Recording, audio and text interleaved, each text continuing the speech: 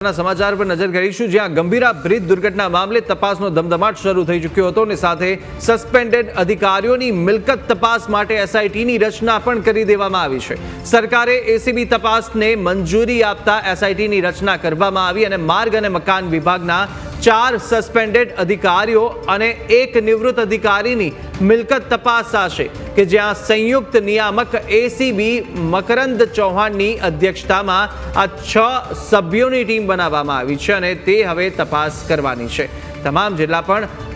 જે આ દુર્ઘટના સર્જાઈ હતી ને ત્યારબાદ જે રીતે તપાસ શરૂ થઈ ત્યારે જેટલા સસ્પેન્ડેડ અધિકારીઓ છે તેમની હવે મિલકત તપાસ કરવામાં આવશે તેનો નિર્ણય લેવાયો હતો અને હવે તેને લઈને એસઆઈટીની રચના કરી દેવામાં આવી છે। તો આ તરફ સરકાર દ્વારા હવે તપાસના આદેશ આપી દેવામાં આવ્યા હતા અને ત્યારથી જ હવે એસીબી તપાસને જે મંજૂરી મળી ચૂકી છે અને હવે એસઆઈટીની રચના આ મુદ્દે કરવામાં આવી છે। વધુ વિગતો મેળવીશું। સંવાદદાતા પ્રશાંત ફોનલાઈન પર જોડાયા છે। પ્રશાંત, એસઆઈટીની રચના હવે આ થઈ ચૂકી છે ને કે તે તપાસ કરશે, જ્યાં માર્ગ અને મકાન વિભાગના 4 જે સસ્પેન્ડેડ અધિકારીઓ છે તેમની પણ હવે મિલકતની તપાસ કરવામાં આવશે। કઈ રીતે તપાસની દિશા આગળ વધવાની છે?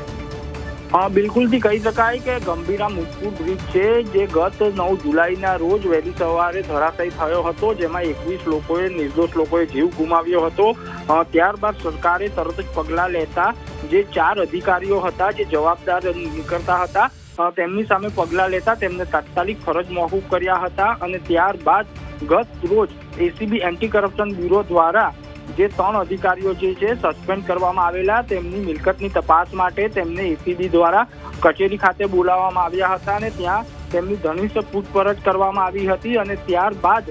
આજ રોજ સરકાર દ્વારા પરવાનગી આપવામાં આવતા એસીબી દ્વારા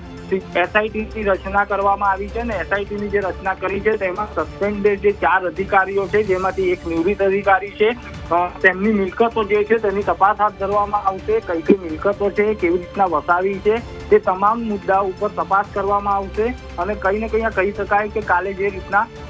3 અધિકારીઓ હાજર થયા હતા પણ જે નવલાવાલા છે તે હાજર નતા થયા કેમ કે તેમની પૂછપરછ કરવા માટે સરકારની પરવાનગી લેવાની હતી અને સરકારની પરવાનગી લેવા માટે એન્ટી કરપ્શન બ્યુરો દ્વારા